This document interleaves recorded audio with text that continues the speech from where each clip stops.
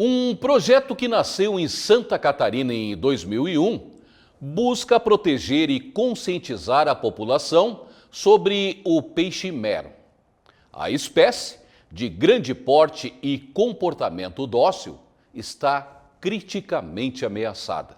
Em risco de extinção no Brasil, os meros são a maior espécie de garoupa do Oceano Atlântico. A captura e comercialização do peixe são considerados crimes ambientais. As principais ameaças à espécie são a supressão de manguezais, habitats essenciais para que o mero chegue na idade adulta, a degradação do meio ambiente e a pesca ilegal, que não para, apesar da proibição. O coordenador da pesquisa explica qual a atual situação da espécie. Então, a situação dos meros hoje é crítica, né? Então, ele está classificado hoje pela IUCN, que é uma instituição que classifica essas espécies, né, quanto ao nível de ameaça no ambiente, ele está como criticamente ameaçado no Brasil. Essa é a mesma categoria, por exemplo, da onça-pintada, da ararinha azul. Então, assim, a gente teve um declínio de mais de 80% das populações de meros nesses últimos 60 anos, né? Então, quando a gente vai analisar, hoje a gente não consegue ainda encontrar os meros numa abundância que se encontrava na década de 60, 70, 80, por exemplo, né? Vai assim, leva muito tempo para ocorrer uma recuperação dela, mas mesmo assim a gente não encontra ele ainda nos ambientes naturais onde eles eram comumente reportados. A gente sabe que a fiscalização não consegue ser efetiva, né? Devido ao tamanho do litoral e entre outras questões, né?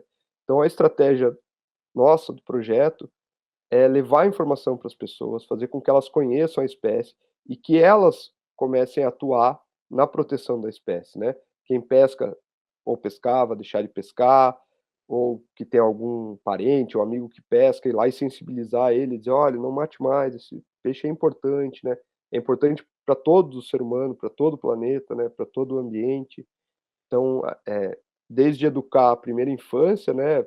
Informar sobre as questões ambientais, até os pescadores mais antigos. Então, a estratégia que eu vejo que tem mais impacto na preservação da espécie hoje é a sensibilização da população, né? E que ela, se faz errado, deixe de fazer, ou, né, melhore todo o seu modo de vida como um todo, né? Próprio deixar de jogar lixo, deixar de agredir o meio ambiente de qualquer maneira, mas principalmente deixando de pescar o peixe ou protegendo os locais onde ele ocorre. O projeto Meros do Brasil surgiu em Santa Catarina em 2001. Hoje está presente em 9 estados, realizando ações de pesquisa científica, educação ambiental e comunicação. Promover uma relação mais responsável e sustentável entre sociedade e meio ambiente, a partir da conservação dos meros e dos ecossistemas costeiros e marinhos, é a missão da iniciativa. Ela é uma espécie muito interessante para trabalhar essa temática de conservação dos ambientes marinhos costeiros, né? Especialmente por ela habitar todos esses ambientes, desde a parte marinha, né, dos recifes rochosos, costões rochosos, até passando pelos estuários e os manguezais, que são ambientes, né, berçário dessa espécie. O mero, ele reproduz no ambiente marinho, né? Geralmente ele está muito próximo de uma grande baía, né, como assim Paranaguá, né, a Baía da Babitonga.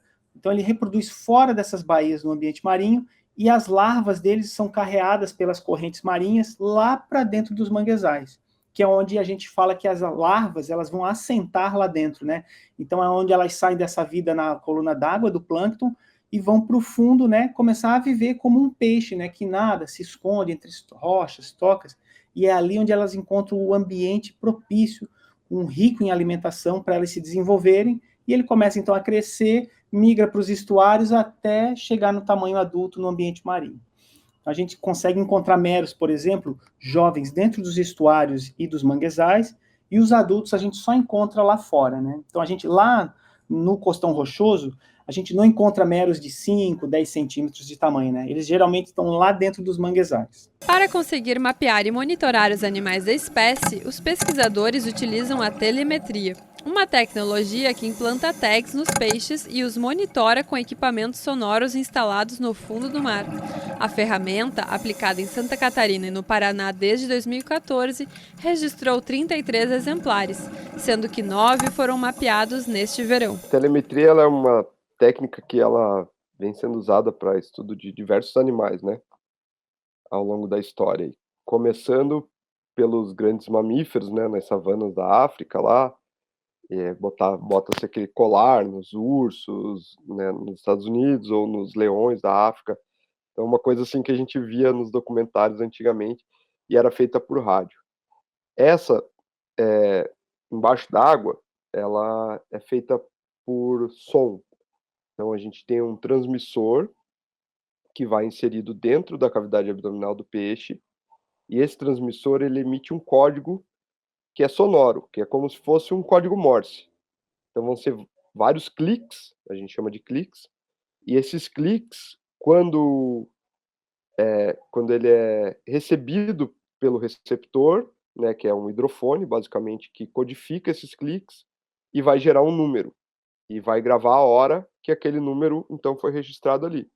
E essa é a informação que vai nos dizer que o peixe está ali ou não está ali, né.